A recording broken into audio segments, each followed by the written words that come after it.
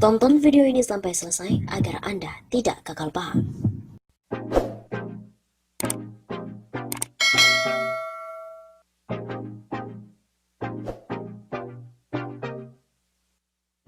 Heboh ramai-ramai, ratusan purnawirawan TNI Polri meminta Komisi HAM PBB untuk turun tangan kasus yang terjadi di Indonesia.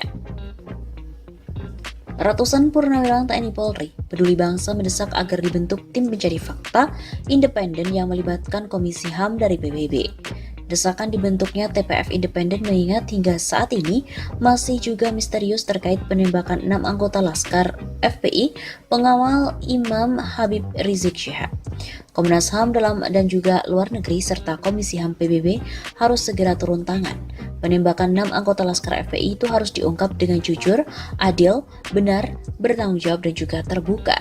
Begitu kata Majen TNI Purnawirawan Dedi S. Budiman mewakili ratusan purnawirawan TNI Polri Peduli Bangsa melalui pesan elektronik yang diterima oleh redaksi pada hari Selasa 28 Desember.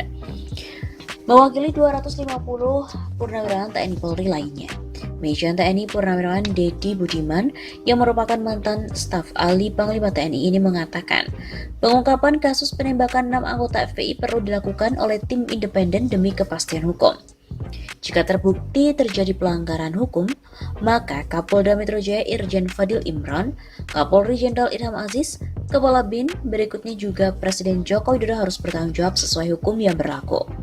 Dedi berpandangan HRS dan FPI bukanlah musuh negara, tetapi HRS dan FPI adalah pejuang untuk amar ma'ruf nahi mungkar, pejuang untuk menegakkan keadilan dan kebenaran, pejuang untuk menegakkan Pancasila dan Undang-Undang Dasar NKRI yang ditetapkan tanggal 18 Agustus tahun 1945.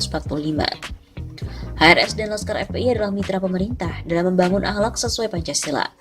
HRS dan Laskar FPI bukan pelaku kejahatan, bukan pelaku makar, bukan teroris, bukan bos narkoba, bukan koruptor dan juga bukan musuh negara. Selain Dedi, purnawirawan yang menyatakan sikap bersama diantaranya adalah Brigjen Erkun Priyambodo, Lejen Yayat Sudrajat, Letkol Soekardi, Kolonel Purnawirawan Sudarmanto, dan AKBP Izzat Saputra.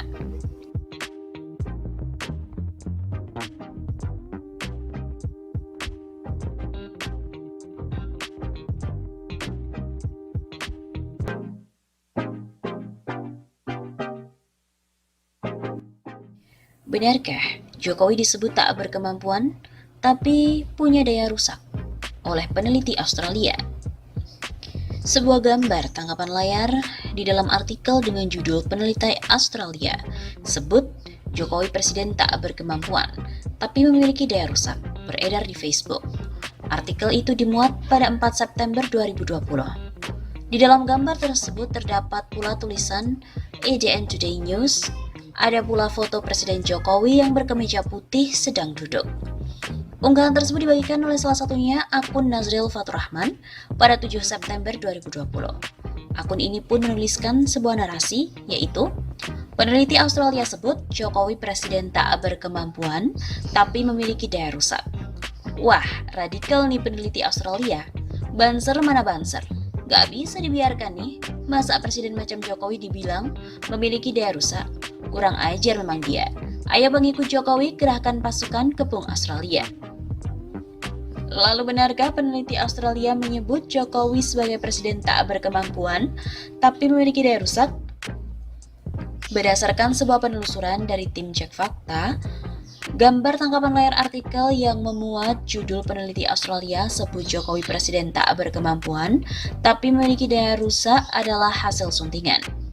Situs ADN Today tidak pernah memuat artikel dengan judul tersebut. Mula-mula Tempo memasukkan kata kunci Jokowi dalam kolom pencarian situs ADN Today. Lewat cara ini ditemukan satu artikel dengan foto Jokowi yang identik dengan foto dalam gambar tangkapan layar itu. Namun artikel asli berjudul peneliti Australia sebut Jokowi seperti wali kota di Istana Presiden. Artikel itu dimuat oleh ADN Today pada 4 September, sama dengan tanggal yang tertera dalam gambar tangkapan layar tadi. ADN Today pun mempublikasikan ulang artikel tersebut dari sebuah situs media Tribun News yang menggunakan judul yang sama, yakni peneliti Australia sebut Jokowi seperti wali kota di Istana Presiden. Artikel di Tribun News itu bersumber dari berita di situs media ABC Indonesia. Berita ini berisi hasil wawancara ABC Indonesia dengan Ben Bland, Direktur Program Asia Tenggara di lembaga Lowy Institute. Bland menjelaskan soal buku terbarunya yang berjudul Man of Contradictions, Joko Widodo and the Struggle to Remake Indonesia. Dalam buku setebal 180 halaman itu, Bland memaparkan bagaimana seorang pembuat mebel berhasil menangkap imajinasi bangsa Indonesia tentang sosok pemimpin yang diidam-idamkan, namun juga penuh dengan kontradiksi. Kontradiksi tidak sepenuhnya konsep yang negatif, tapi menyiratkan Jokowi sedang bertarung untuk mendamaikan banyak persoalan. Begitu kata Bland.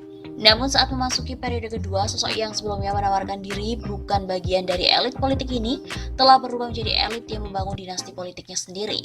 Sosok yang pernah dipuja karena reputasinya yang bersih, malah telah memperlemah lembaga pemberantasan korupsi, memicu aksi demonstrasi mahasiswa dan juga pelajar. Begitu kata Ben.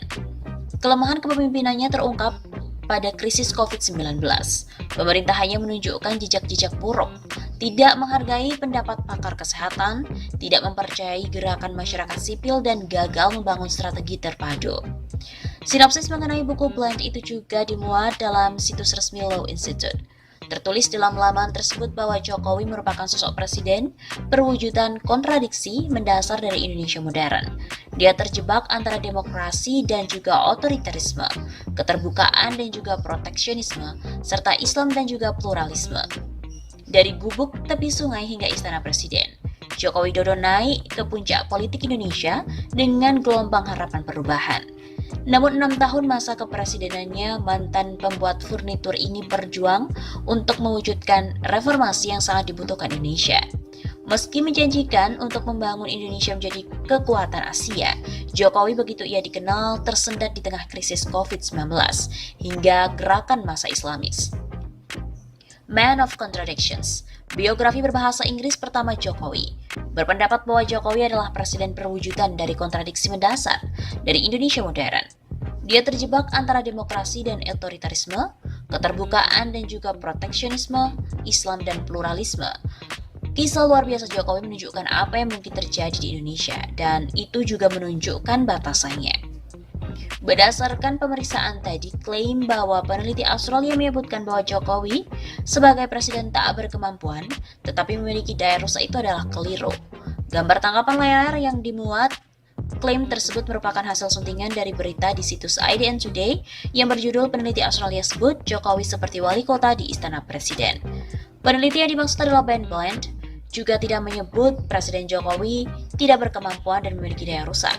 Sebagaimana yang tertulis dalam bukunya Man of Contradictions, Joko Widodo and the Struggle to Remake Indonesia, Bland menyebut Jokowi sebagai sosok presiden yang penuh dengan kontradiksi.